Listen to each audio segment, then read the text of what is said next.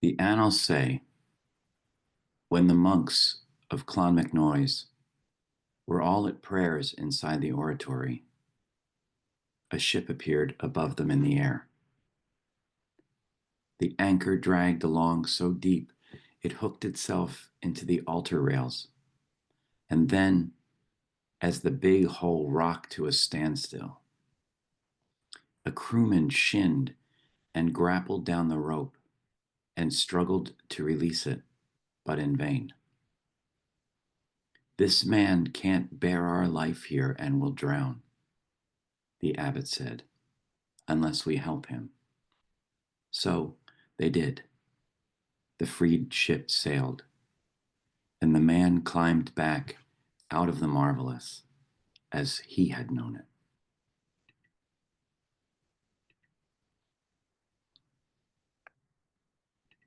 So let's take a comfortable seat.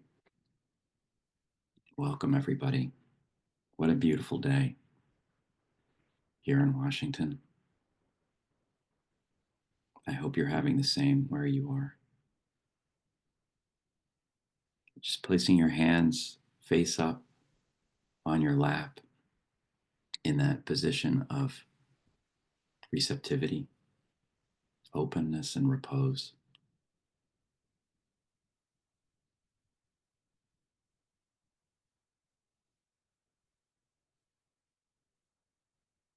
In Heaney's poem, the ship floats along the ceiling of the oratory.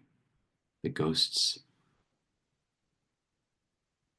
are all there working the ship, and one of them climbs down.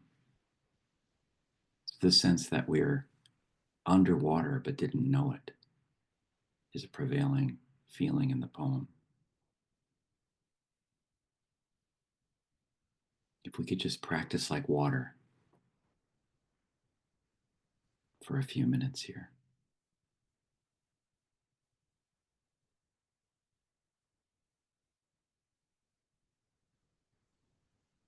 Softening everything in the face.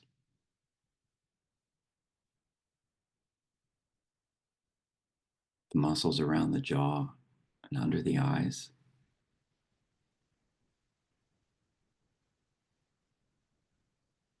And in the forehead.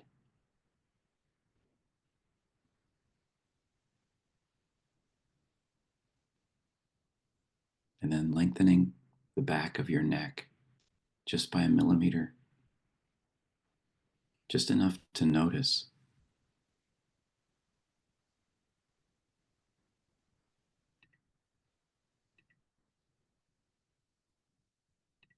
To put your awareness there. And then down to the shoulders, just letting them drop.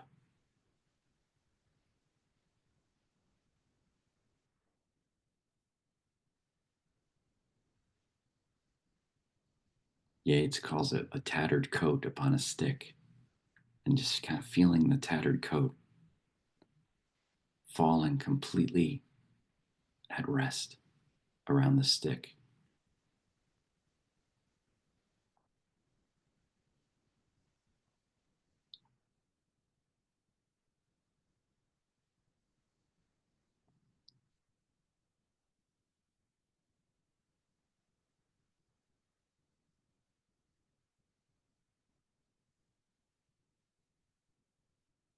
And then down into the heart, taking down the drawbridge.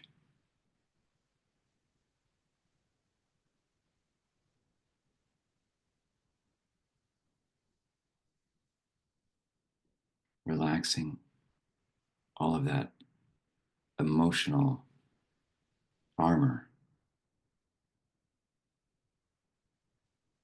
And just as an experiment, letting go of any worries or fears, any next things to do, any things that just happened.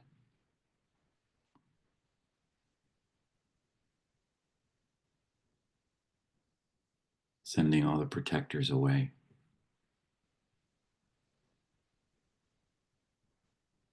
And sitting there with that for a moment.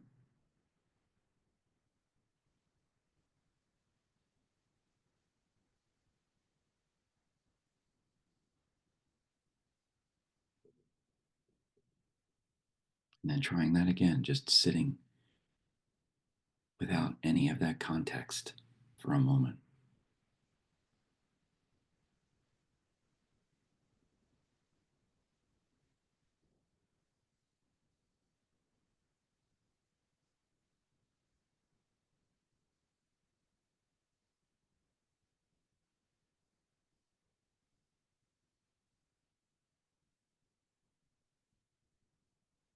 And then when a guard comes in and says, "Hey, I'm still angry about something, or I'm worried about something that might happen today."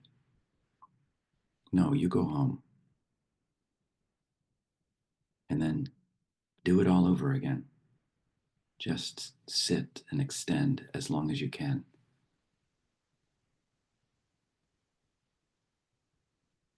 That liquid moment of total malleability and availability.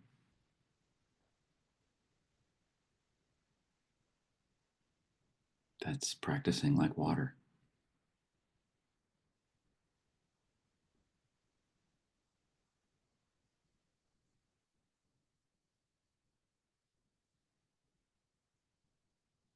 Softening the belly.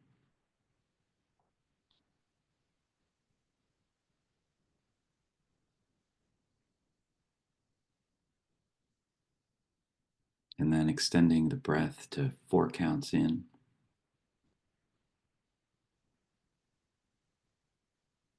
A little pause at the top.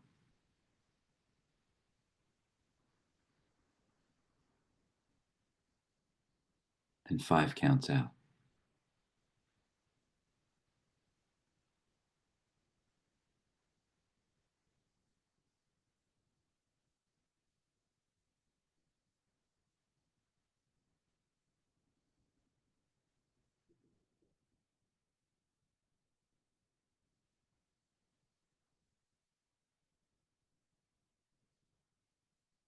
And when the guard comes back and says, "What if?"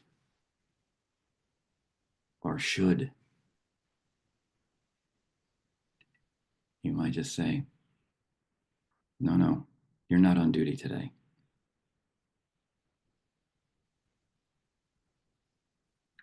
The guards today are the thank you guards.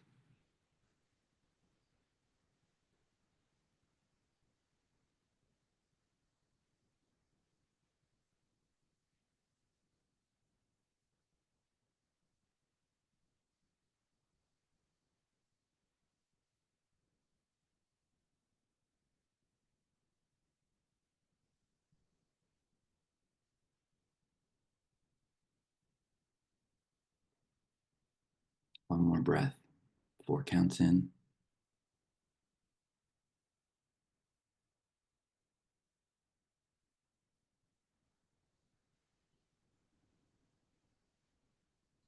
And 5 counts out.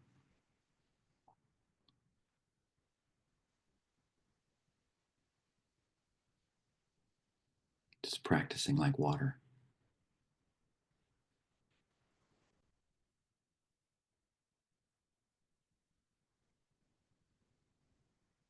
Lightnings. 8.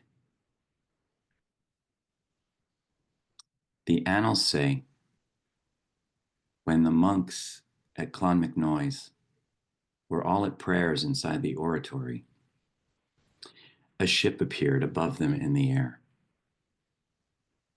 The anchor dragged along behind so deep it hooked itself into the altar rails.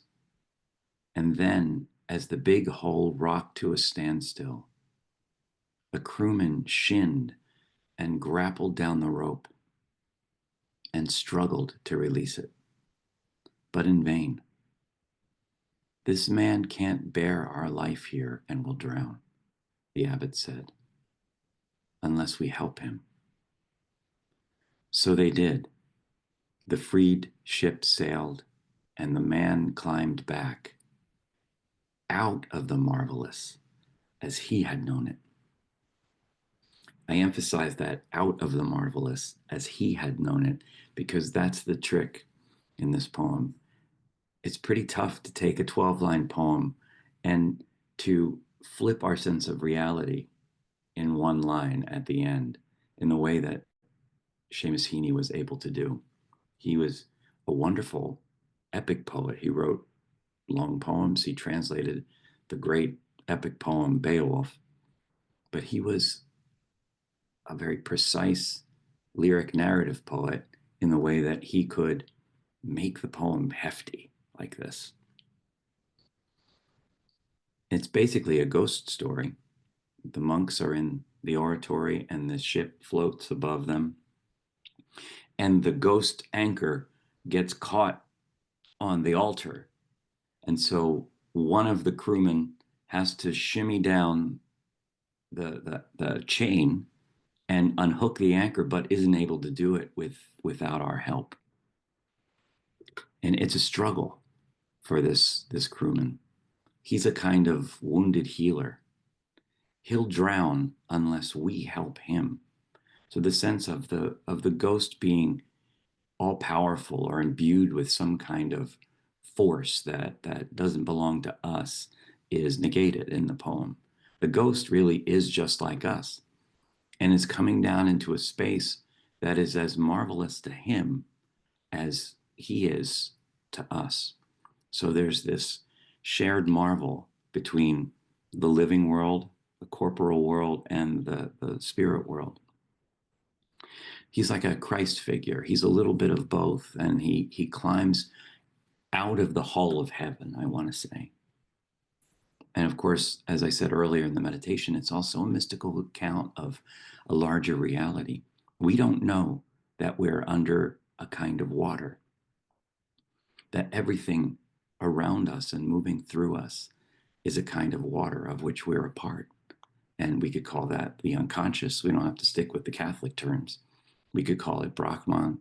We could call it the uncollapsed wave function. We could call it the Holy Spirit. But we are it without knowing it. We can't know the truth, but we embody it, as Yeats said. And so the God comes down from above the water, strangely. This is a God who walks on or floats above the water. And he can't stay down here below very long.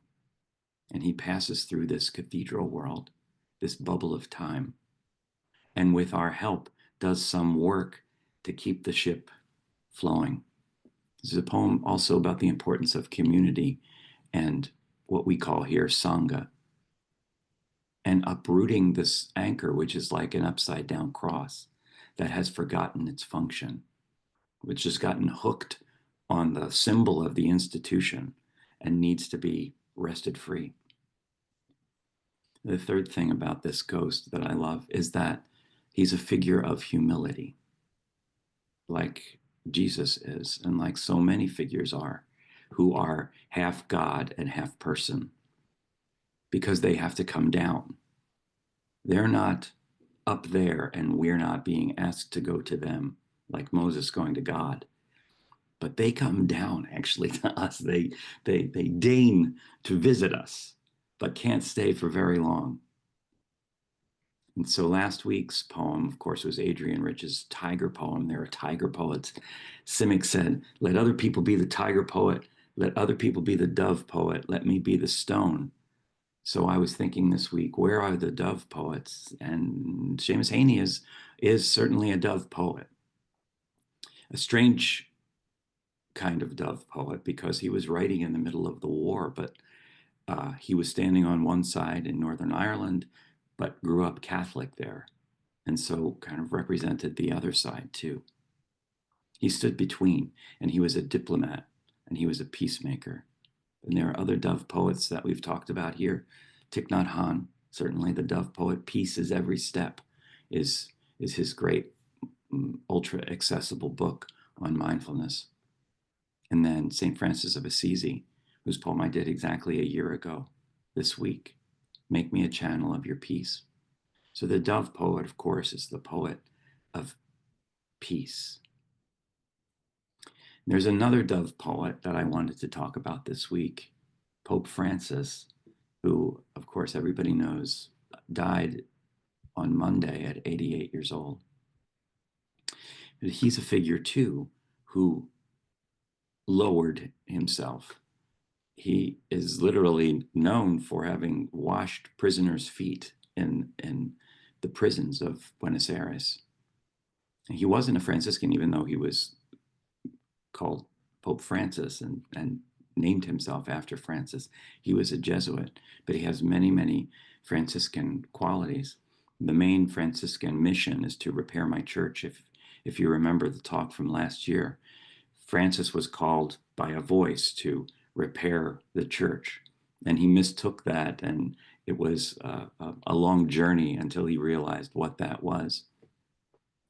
But this upside down cross caught on the symbolism of the institution is a kind of church in need of repair. And I really see Pope Francis as that kind of figure who cast away a lot of the ornamentation of being Pope and had a way of kind of laughing and taking less seriously this noble role. He even invited a huge conclave of comedians last year to the Vatican and talked about the importance of comedy as a way of critiquing society without instilling fear. So he's a wonderful crewman who climbs down and is trying to unhook that upside down cross that's caught in thinking and caught in rhetoric and caught in fear, and to bring it back to its proper function. He's a dove poet. A dove poet. The operant quality is kindness. The operant quality is willingness. It's the mark of a transcendent heart. So here's Lightenings one more time.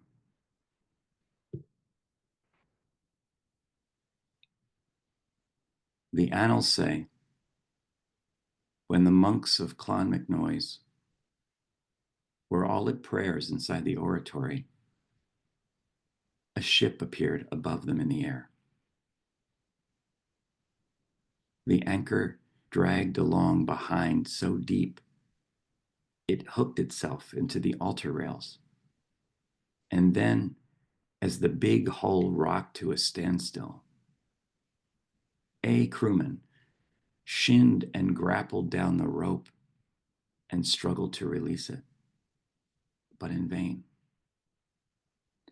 This man can't bear our life here and will drown, the abbot said, unless we help him. So they did.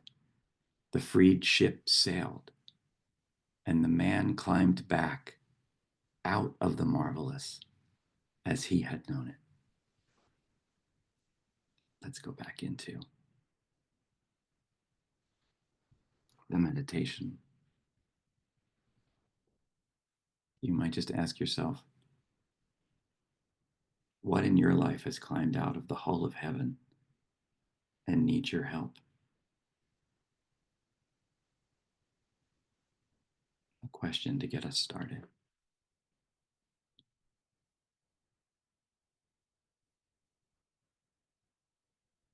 Feeling that water world of which we're a part, and which this practice reminds us of.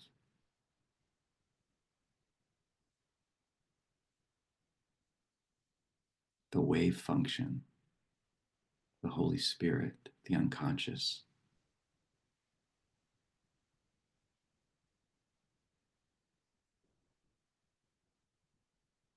The emptiness, the interbeing of every appearingly separate thing.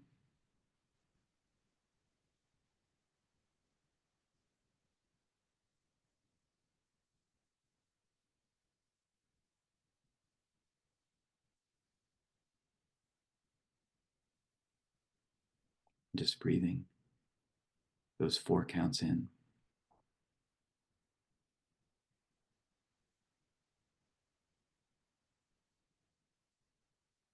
Little pause at the top.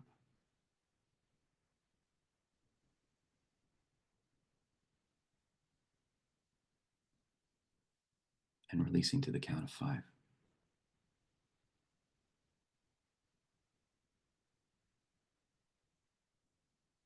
Is it a best friend?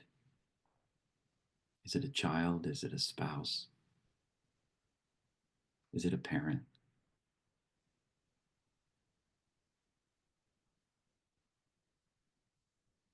What has climbed out of the hull of heaven? What's calling you to be a dove poet?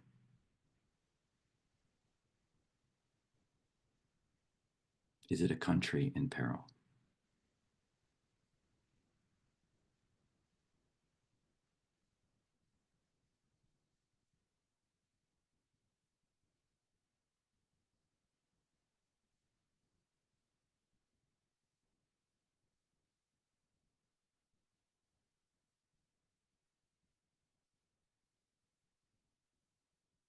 Is it your tender body?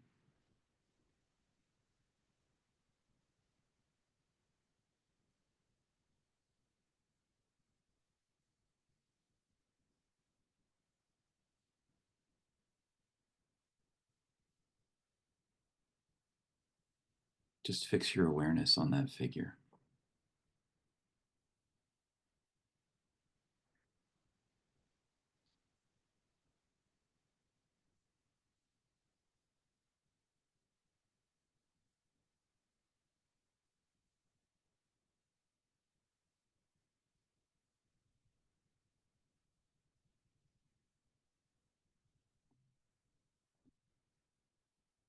I love the upside down anchor as a cross because its function isn't a punishment, but a liberation, the word for which is nibbana in Pali or nirvana in Sanskrit.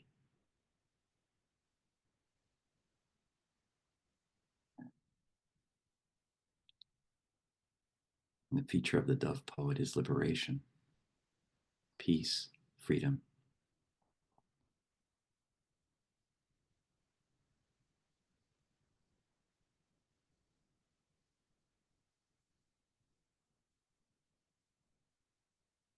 To prepare a church from an instrument of punishment to an instrument of liberation. It's a tall order.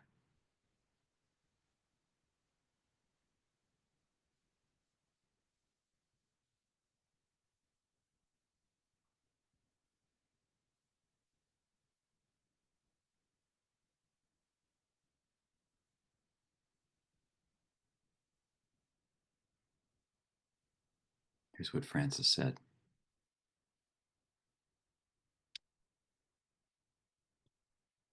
We must restore hope to young people, help the old, be open to the future, spread love, be poor among the poor.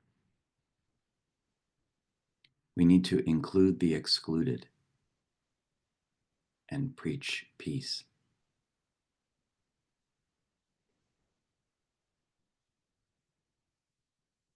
Be poor among the poor.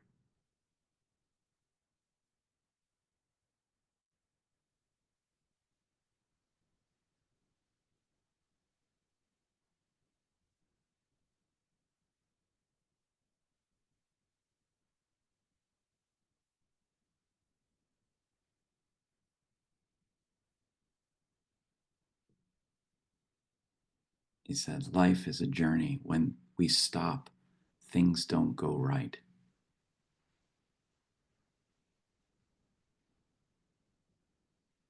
There's so much emphasis on movement, water-like malleability in his message.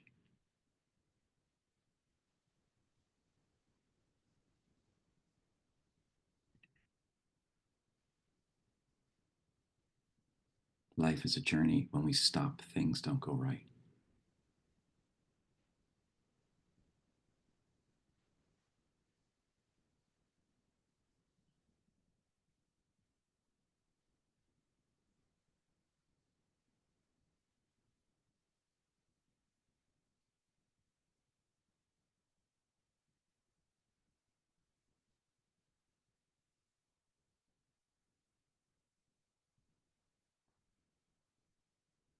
Wretched are those who are vindictive and spiteful, he said.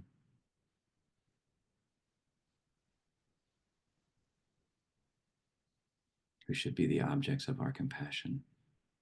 Wretched are those who are vindictive and spiteful, whose anchors got caught in anger.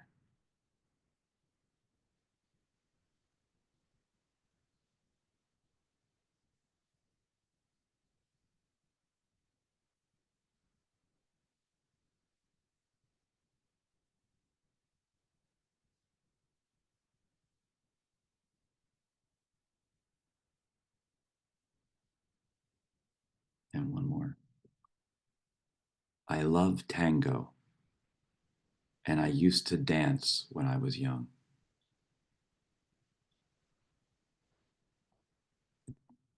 I just learned that he only had one lung.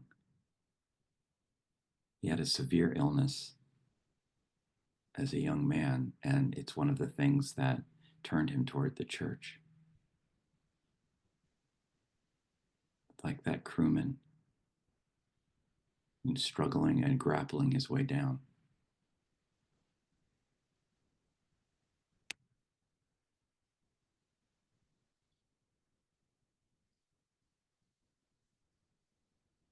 Just returning to that position of repose, softening the shoulders again.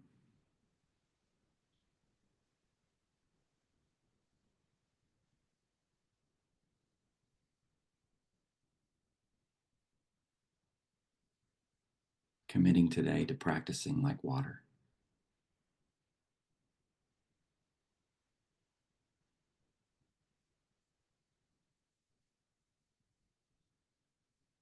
Water doesn't hold on to what passes through it.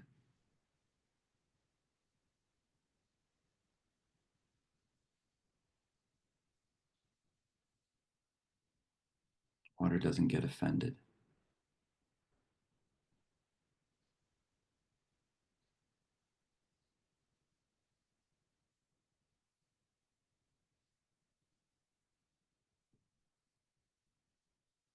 Water doesn't compare or complain.